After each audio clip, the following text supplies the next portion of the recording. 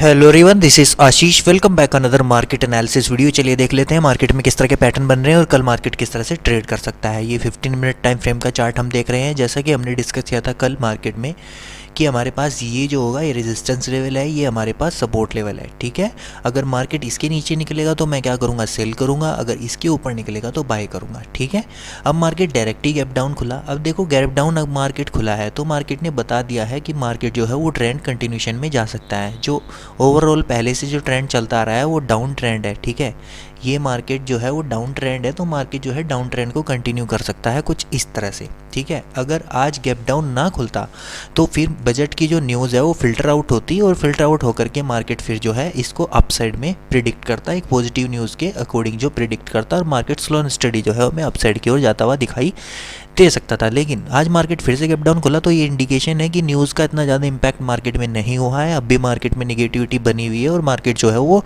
और भी जो है डाउन साइड में जा सकता है। तो सिंपल हमारा एनालिसिस रहेगा यहाँ पे, क्योंकि एक रेजिस्टेंस हमें यहाँ पे दिखाई दिया है मार्केट में, ये वाला रेजिस्टेंस है।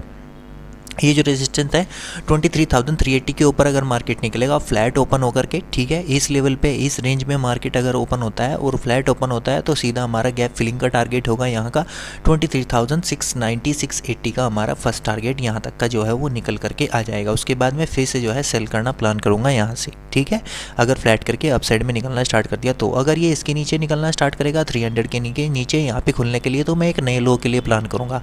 मेरा टारगेट ये नहीं होने वाले, मेरा टारगेट जो होगा वो यहाँ तक का टारगेट होगा 23,150 तक का। एटलीस्ट यहाँ तक का एक टारगेट मैं प्लान करूँगा, क्योंकि जब भी मार्केट जो है वो डाउन ट्रेंड में चलता है कुछ इस तरह से तो वो अपने लो जो है वो ब्रेक डाउन करते हुए चलता है। यहाँ पे एक लो ब्रेक डाउन हुआ, यहाँ पे एक और लो जो है वो ब्रेक डाउन हो सकता है और मार्केट यहाँ तक 23,150 तक जो है वो आ सकता है।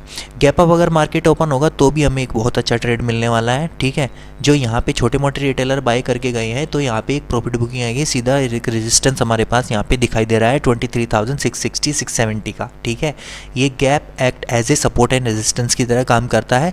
तो ये रेजिस्टेंस है, गैप अप अगर ओपन होगा तो मैं सीधा पहला जो है यहाँ तक का फर्स्ट टारगेट रखूँगा और दूसरा यहाँ तक का अपना टारगेट प्लान करूँगा। ठीक है, क्योंकि फिर ये यहाँ पे रुकने वाला नहीं है। टॉप पे मार्केट को सेलर को यहाँ पे फ्रेश सेलर जो है वो ऐड होंगे और मार्केट जो है अच्छा खासा फॉल जो है यहाँ से हो सकता है। ठीक है, तो फर्स्ट टारगेट तो मैं यहाँ तक का ही रखूँगा और दूसरा टारगेट अपना डाउन साइड तक का यहाँ तक का फिर प्लान करूँगा। गैप अप की कंडीशन में भी हम सेल प्लान करेंगे और अगर गैप डाउन खुलता है तो भी मैं सेलिंग के लिए ही प्लान करूंगा। यहाँ पे एक 5 मिनट के प्राइजेक्शन का वेट करूंगा। अगर एक 5 मिनट का प्राइजेक्शन यहाँ पे मुझे नेगेटिव दिखाई दिया तो जैसा मैंने बताया मेरा टारगेट जो होगा वो 23,150 तक का प्लान हो जाएगा।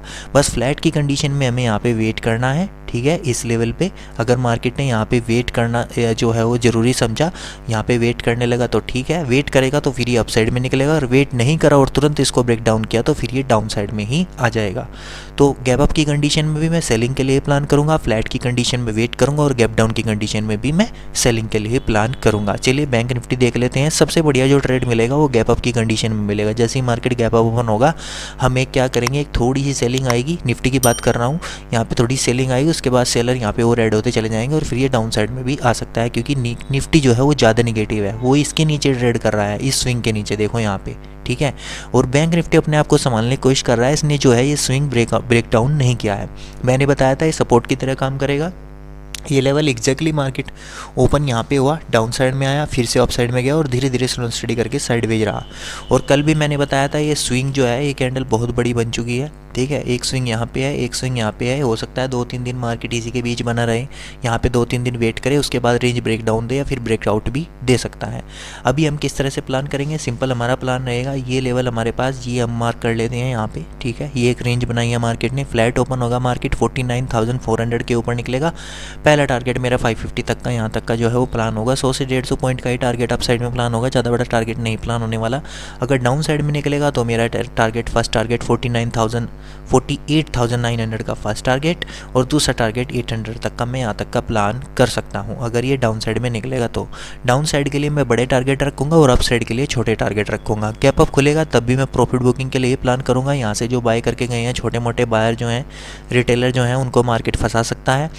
अगर यहाँ पे गैप अप ओपन हुआ सीधा 500 का लेवल रेजिस्टेंस लेवल है, प्लस दूसरा हमारे पास यहाँ पे गैप भी है, ये गैप फिल हो जाएगा यहाँ पे गैप अप खुलते ही सार। तो मैं पहले तो फर्स्ट टारगेट यहाँ तक का प्लान करूँगा, सेलिंग के लिए प्लान करूँगा 49,200 का फर्स्ट टारगेट।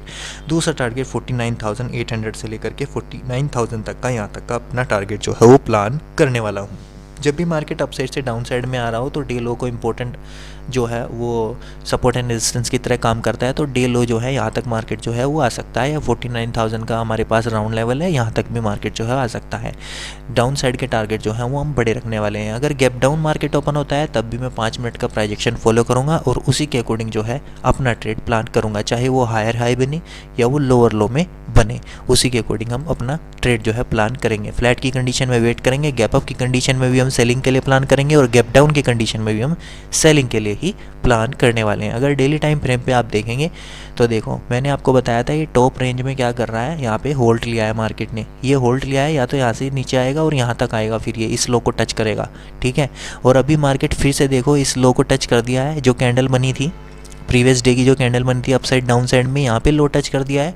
तो चांसेस ज़्यादा है जैसे ही इसके नीचे क्रॉस करेगा और भी हमें बड़ी सेलिंग देखने के लिए वो मिल सकती है। ऐसे ही निफ्टी का चार्ट बना हुआ है, डेली टाइम फ्रेम का चार्ट अगर हम एक बार यहाँ पे देखेंगे, देखो अगर इसको जाना होता ये यहाँ पे फ्लैट खुलता या ओपन होता, फ्लैट ओपन होता, थोड़ा सा गैप ओपन होता और यहीं पे एक कैंडल कुछ इस तरह की डोजी सी बनाता, ठीक है, और फिर ये यहाँ पे होल्ड करके अपसाइड में निकलता। लेकिन ये गैप डाउन खुला है, गैप डाउन गलत खुल गया है, मतलब गलत नहीं मेरे अकॉर्डिंगली, मतलब जो बाइंग का ये होता है ना, ये बाइंग का जो यहाँ पे ट्रेंड चल रहा था और इसमें गैप डाउन ओपन जब मार्केट होता है तो फिर ये डाउन साइड में आ जाता है, ठीक है। ये अप साइड में यहाँ से नहीं जाने वाला, भले ही इसने ग्रीन कैंडल बनाई है, लेकिन जैसे ही इस लो को ये ब्रेक डाउन करेगा, इस कैंडल के लो को ये फिर से डाउन साइड में जो है वो निकलना स्टार्ट कर देगा।